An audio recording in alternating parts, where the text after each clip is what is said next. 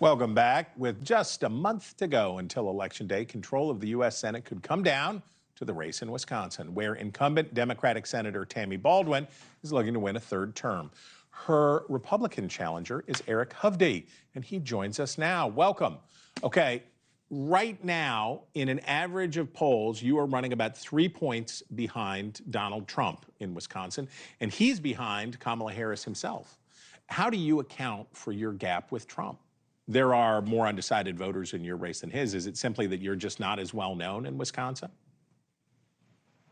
Yes, and look, we've gotten a number of internal polls that is showing that it's closing real quickly. The simple fact is the momentum has been on our side in a very material way. And if you look at the poll numbers over the last 60 days, they continue to tighten and tighten. And most internal polls have it a 1-2 point race right now. So it's a jump ball. I'm just continuing to focus on the message of, what's going on with our economy, the open border, crime issues. So I'm focused on issues, and things are going very well. Okay, if you got all of the undecided voters in your race, if they all came in your direction, you'd still be just short of the finish line. You might need not just to catch up to Donald Trump, but maybe to outperform him. Who are the voters who you can reach that Trump can't? Are there any people who are going to vote for you who might not vote for Donald Trump? Look, in some polls, it shows that I've been a point above Donald Trump. And by the way, remember, Wisconsin underpolled Donald Trump by 6 or 7 points in 2016 and by about 6 points in 2020. So I don't really put a lot of weight on the polls. Donald Trump is always underpolled. So look, it's just continuing to focus on the issues. The issue sets line up. All Senator Baldwin's campaign has been about is attacks and making up lies about me as well as her own record, like claiming she did something on fentanyl when she did nothing on fentanyl, or taking credit for a U.S. Steel Act that she had no involvement with, and it was an executive order by President Trump. So, look, I feel really good about where the race is heading.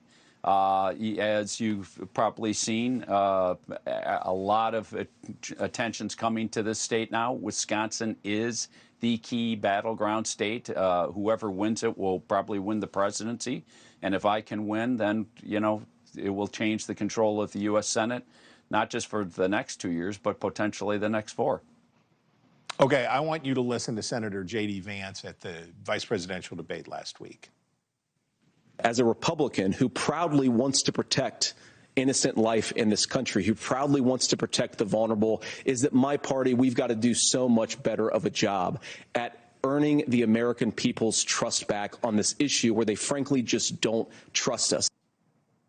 Okay, your party is going through some changes on right-to-life issues, and you've had your own evolution. When you ran for the Senate in 2012, you said you were, quote, totally opposed to abortion. But this year, you say that a woman should have a, quote, right to make a choice early in her pregnancy. Talk about the journey you've been on and why your views have changed. It's real simple. I'm a girl dad, have 2 daughters, and, 13 years ago when I made that comment, and by the way, I always agreed with exceptions for rape, incest, and the health of the mother. But, my girls were very little, and then I've seen them grow up and go through their teenage years and into their 20s, and, your perspective changes. So I do believe in the beauty of life. I've always agreed with exceptions, and I believe that early on in a woman's pregnancy, she should have a right to make a choice.